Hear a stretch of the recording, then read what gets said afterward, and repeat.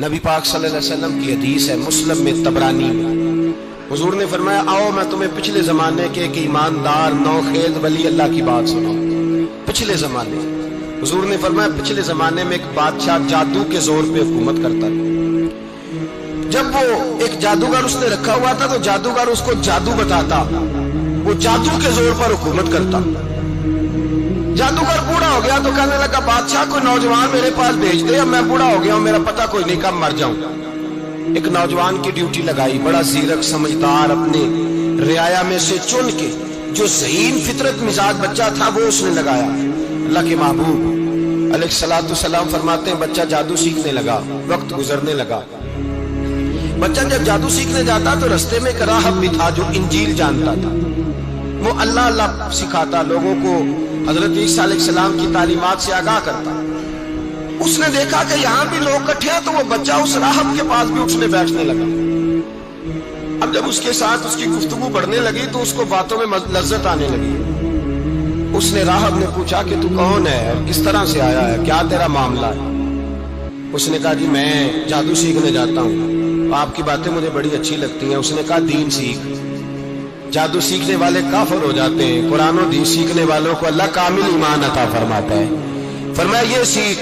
بچہ بیٹھنے لگا، اس کے پاس آنے لگا، باتیں دل میں گھر کرنے لگی۔ ایک وقت آیا کہ مسلمان ہو گیا، اور مسلمان کیسے ہوا؟ بچہ کہتا ہے میں تجربہ کر کے ہوا، اب میں تھوڑا سا وقت جادوگر کے پاس بھی جاتا اور باقی سارا وقت وہاں بیٹھتا۔ میں ایک دن جا رہا تھا تو رستے میں اژدہا تھا، بہت بڑا سانپ تھا، رستہ روک کے کھڑا تھا۔ یہ حضور نے بیان کی حدیث۔ نبی پاک صلی اللہ علیہ وسلم فرماتے ہیں بچہ کہتا ہے کہ رستے کے اندر سانپ ہے، رستے بند ہے، لوگ چھتوں درختوں پہ چڑھے ہراش ہے۔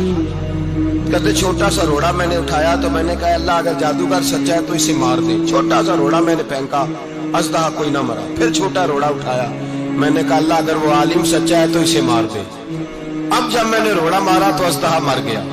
میرے اندر سے گواہی آئی نہیں دین کی باتیں سچی ہیں، نہیں قرآن کی باتیں اسلام سمجھانے کے لیے عرض کر رہا ہوں، اگرچہ اس دور میں انجیل تھی، اللہ رسول کی باتیں اچھی ہیں۔ کہتے میں مسلمان ہو گیا، اب میں نے راہب کے پاس ہی رہنا شروع کر دیا، جادوگر کے پاس چھوڑ دیا۔ اس بچے نے آنا، بادشاہ پوچھتا کہاں زیادہ وقت گزارتے ہو تو بات گول کر دیتا، وقت تیزی سے بڑھنے لگا۔ اللہ نے اس نوجوان میں طاقت پیدا کر دی، اب وہ اس کے اندر نا اللہ نے توانائی روحانیت پیدا کر دی، ابھی جوان ہے، 14-15 سال عمر ہے۔ اللہ نے اب جو بیمار بھی آتا وہ دعا کرتا تو اللہ صحت عطا کر دیتا، جو بھی آتا۔ بادشاہ کا ایک درباری تھا، بادشاہ کو پنکھا جلتا تھا، وہ اندھا ہو گیا، کوئی ایسی تکلیف آئی کہ نابینا ہو گیا، بڑے علاج کرائے شفا نہیں ہوئی۔ کسی نے اس بچے کا پتہ بتایا کانوں میں، اس کے پاس گیا تو بچہ کہنے لگا شفا تو ہو جائے گی پر کلمہ پڑھنا پڑے گا، مسلمان ہونا پڑے گا، جس پیغمبر کا میں غلام ہوں تجھے بھی بننا پڑے گا، دین پہ عمل کرنا پڑے گا، اللہ شفا دیتا ہے۔ اس نے کہا تو مجھے کلمہ پڑھا، مجھے شفا دے، میں تیار ہوں۔ اس نے کہا شفا تو اللہ دیتا ہے۔ اس نے اللہ تبارک و تعالیٰ کا ذکر کر کے دعا مانگی، یہ مسلم شریف میں حدیث ہے، طبرانی میں موجود ہے۔ اللہ نے اسے شفا دی، اس نے کلمہ پڑھنا شروع کر دیا۔ یہاں ایک نقطہ لکھا ہے ہمارے علماء نے، کہتے ہیں جب اللہ ولایت عطا کرتا ہے نا تو یہ سفید بالوں والے کا حصہ نہیں ہوتی۔ اگر جوانی میں کوئی آدمی توبہ کر کے تصوف کے راستے پہ چلتا ہے تو سب سے زیادہ ولایت اللہ اسے عطا فرماتا ہے، سب سے زیادہ ولایت اس کے پاس ہوتی ہے۔ ابھی اس کے بال کالے ہیں، چڑھتی جوانی ہے، دعا کی تو اللہ نے، اور حدیث پاک میں موجود ہے کوڑے آتے تو شفا یاب ہو جاتے، اندھے آتے تو شفا یاب، برس والے آتے تو اللہ سے دے۔ جوان ہے، بادشاہ کے پاس وہ واپس گیا، وہ جو آدمی جس کی آنکھیں ٹھیک ہوئی تھی۔ بادشاہ نے پوچھا کہ کیسے شفا ملی؟ تو کہنے لگا میرے رب نے شفا دی۔ بادشاہ سجدے کراتا تھا، اپنے آپ کو منواتا تھا، معاذ اللہ، کہنے لگا میرے علاوہ کون رب ہے؟ اس نے کہا وہی رب ہے جس نے تجھے پیدا کیا ہے، اور وہی رب ہے جس نے مجھے اندھے کو آنکھیں دی ہیں، وہی ہے میرا مالک۔ کہا اچھا تو مجھے نہیں مانتا؟ کہا نہیں میں اپنے رب کو مانتا ہوں۔ بادشاہ نے اسے سزا دی، ستایا، اس نے بچے کا پتہ بتایا، پھر بچے کو بلا کے ستایا تو اس راہب کا پتہ بتایا، راہب بھی قتل ہو گیا، نابینا بھی قتل ہو گیا۔ بادشاہ نے کہا سپاہیوں سے اس بچے کو لے جاؤ اور پہاڑ کی چوٹی پہ جا کے نیچے پھینکو تاکہ مر جائے۔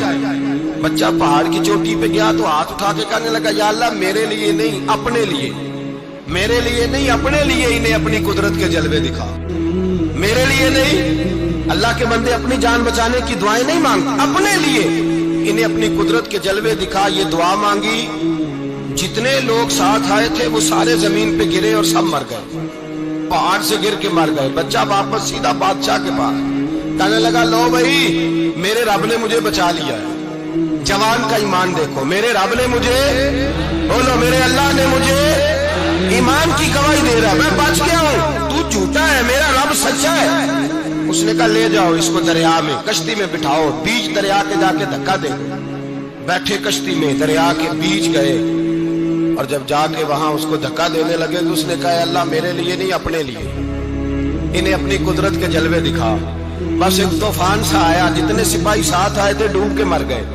وہ بچہ اٹھا اور سیدھا پھر بادشاہ کے پاس، اسی کے پاس کہنے لگا لو بھائی میرے رب نے مجھے بچا لیا ہے، تیرے پاس آیا ہوں۔ وہ کہنے لگا تو کیا مصیبت میرے گلے پڑ گئی ہے، کیسے جان چھوٹے گی؟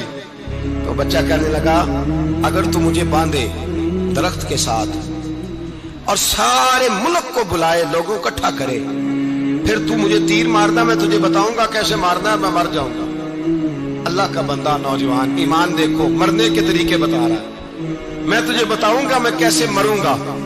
یہ بات کہی، بادشاہ نے سارا مجمع جمع کیا، ملک سارا باہر آ گیا، درخت کے ساتھ باندھ دیا۔ کہنے لگا بھائی لوگوں یہ مجھے مارنا چاہتا تھا، مار نہیں سکا، اب میں اسے بتانے لگا ہوں کہ میں کیسے مروں گا۔ اسے کہو جب تیر مارے تو ساتھ میرے رب کا نام بھی لے، میں اپنے رب کے نام پہ جان دوں گا، ایمان کی پختگی میں اللہ کے نام پر جان دوں گا۔ اسے کہو رب کے نام پہ مارے، مر جاؤں گا۔ بادشاہ نے اللہ کہہ کے تیر مارا، پیشانی میں لگا، بچے کی روح پرواز کر گئی، جتنا مجمع کھڑا تھا سارا کلمہ پڑھ کے مسلمان ہو گیا، سارے مسلمان ہو گئے۔